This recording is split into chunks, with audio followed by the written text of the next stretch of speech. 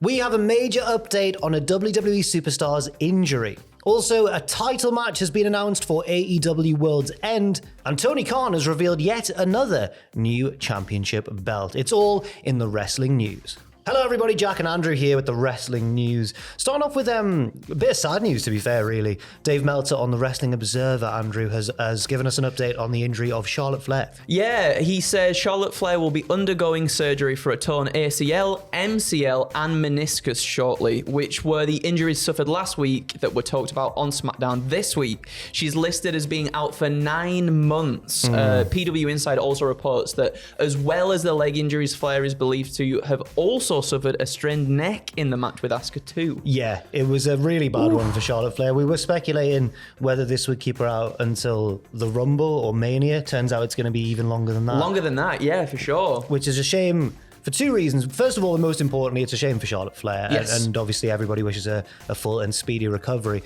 But it's also thrown a bit of a wrench in the works of WWE's plans, maybe, for the SmackDown Women's Division. Do you reckon they're going to change things up? I reckon they're going to try and maybe, obviously, you know, as WWE always does, is sort of work around these sort of things, don't they? With other talks, and you'll find out what we're talking about in the next news video about that. With other talks in the works, I feel like they might go down a certain route, and we will talk about that in the next video.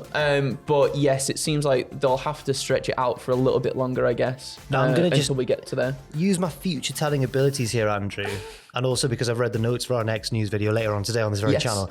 But I suspect you might be talking about bringing somebody from outside the company into the company. Yes. But just looking at the options they've currently got within the roster at the minute, I've seen that. I was checking out the old Royal Rumble odds. Now they're never a particularly reliable thing to go off, especially this early on, a few months out from a month out from the Royal Rumble. But Bayley, I think, was the favorite as I was looking at. Yeah, I'm assuming that the odds makers are thinking that maybe she's going to get kicked out of Damage Control, got a big baby face run or Bayley face run. Oh my goodness gracious me! Monday morning, everybody. Monday. So Bayley's possibly an option. Bianca Belair. Maybe? Bianca Belair. I was thinking maybe give it to someone who's not been in that picture yet, though, just to build somebody else, you know. Yeah. I was thinking maybe Jade Cargill. Maybe it is too early for a Jade Cargill to get into that position at the moment. But I guess storyline wise, I feel like I'm actually quite not all against Bayley winning the Rumble to go up against Io Sky for a big match at WrestleMania. I think it would make sense, but we'll have to see. WWE seem to have very much kept their options open, which is lucky given this injury to Charlotte Flair. And once again, we do wish her a full and speedy recovery. Crossing the line now over to AEW, where this past Saturday on Collision, Adam Copeland said that he wants to hold gold in AEW and he wants another shot at his former tag partner and nemesis now. Christian Cage. He's challenged him, Andrew, to a no DQ match at World's End for the TNT Championship. Oh, I mean, I feel like it was inevitable, wasn't it, that we were going to get this? With it being a no DQ match, obviously that's a bit of a silly one, I feel like, on Adam Copeland's behalf, because you've got Nick Wayne, and I can't help but call her Shayna Wayner, even though her name is Shayna Wayne. Shayna Wayne. I do like to call her Shayna Wayner. And Killswitch. I can't help but call Luchasaurus. Who I also do, and I also think, though, that's the thing, that might be the caveat in the match, that might be the little thing in the match that turns the tide, maybe, for Adam Copeland, in terms of we get a face turn. Do you reckon we see Jungle Boy come back? We've heard all about these trademarks and everything as well. Do you think Jungle Boy comes back in this match to maybe turn the tide for Adam Copeland? Possibly. And if that was the case, I'd be very interested to see the reception he got. That's what I'm thinking as well. I'm wondering whether or not the AW fans will be ready to cheer him after his heel run and after all the goings on outside of the ring, off camera with CM Punk and everything. Yeah. But I feel like maybe the AW faithful will back Jack Perry. Yeah, I think so as well. But it'll be very interesting to see if that is the sort of reception he gets. I think I'd prefer what you've said there to him being the devil. I think him being the devil might be setting him up for a bit of an impossible heel run, an impossible task. I feel like there's almost been too many red herrings. Like they've put all this glass stuff in there to make us think that that's going to happen, but then I think it's not going to be Jack Perry. We'll see. We'll see. Do you think Adam Copeland's going to do it at World's End? Well, the one thing, because in the promo on Collision, he said that he's got no excuses for what happened last time when he lost to Christian. Yeah. I would disagree. I think he got screwed. Yes. But he's now promised to become the new TNT champion on December 30th at World's End.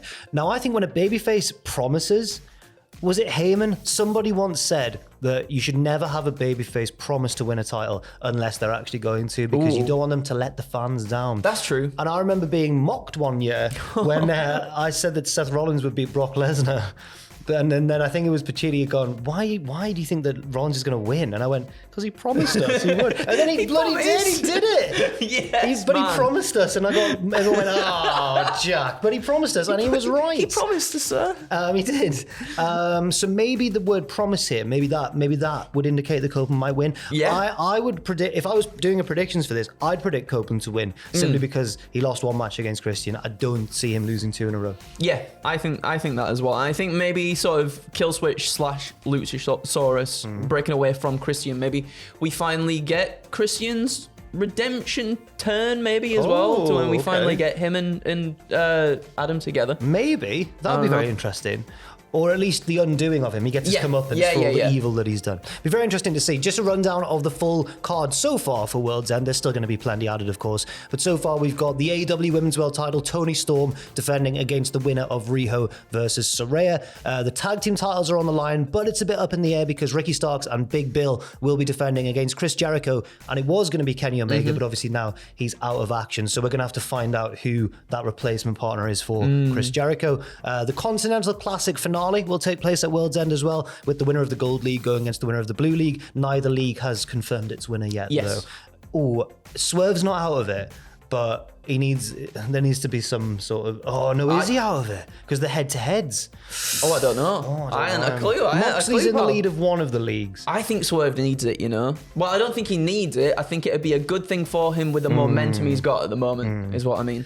And, of course, MJF will defend that AEW World Championship against Samoa Joe. I think I'm right in saying that a lot of us reckon that we will find out the identity of the Devil. I would think so. At World's End, Ross made the point that World's End, the name of the event, lends itself to the reveal of the Devil. It's the end of the world. Whoa! It's the end of the world as we know it. We do. Is that going to play as the Devil comes out? Well, maybe, but I think MJF will be fine because I don't see him losing the belt to Samoa Joe.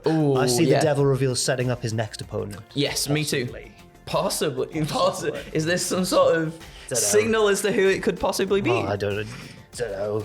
I hope it is. Shayna Wayner. Yes. I should mention, by the way, that we will be doing live reactions for AEW World's End. I'll be doing a What Happened At video as well. And also, I should plug our part 3 of our fantastic Golden Age of WWE documentary that's been going up on the channel incrementally. Part 3 has just dropped. Huge congratulations once again to Sam Driver, Justin Henry, and Matthew Stewart for their incredible work they've put into that documentary. It's tremendous. And thank you to all for watching it as well and for the very positive response it's received so far.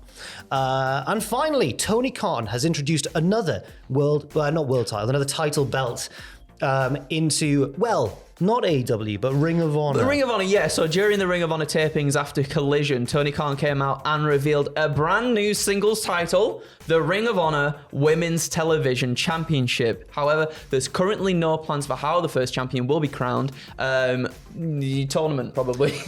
I've got a few thoughts. Oh, okay. I've got one thought. Shoot them this way. I don't think that not just the women's division of Ring of Honor, but the entire Ring of Honor roster is developed or deep enough at the minute. There is not that many women on that roster. No, there's not that many men on the roster. There is not. And I don't think that it's really the right sort of time to be throwing another title into the mix. That's just my opinion, but I think there's barely any challenges for Athena's world title, let alone a secondary belt, you know? I genuinely really do agree with you on that one. Maybe if the roster was a little bit more developed, and maybe in terms of at least depth, maybe. Because we have the TBS Championship on AEW, and that's helped elevate some stars there in that division.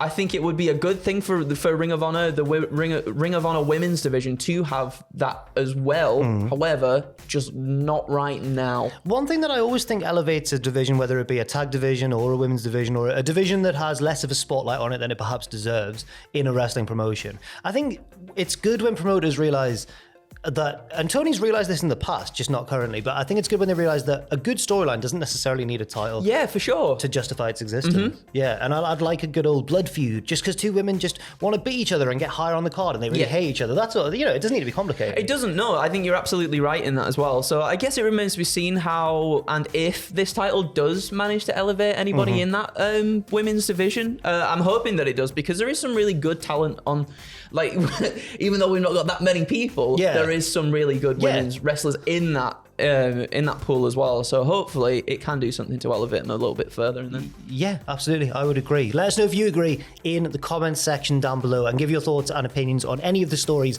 we've talked about in this news video. Stay tuned to the channel as well, because later on today a second news video will be coming out as well. And that's about it. I've been Jack, this has been Andrew, and we'll see you very soon.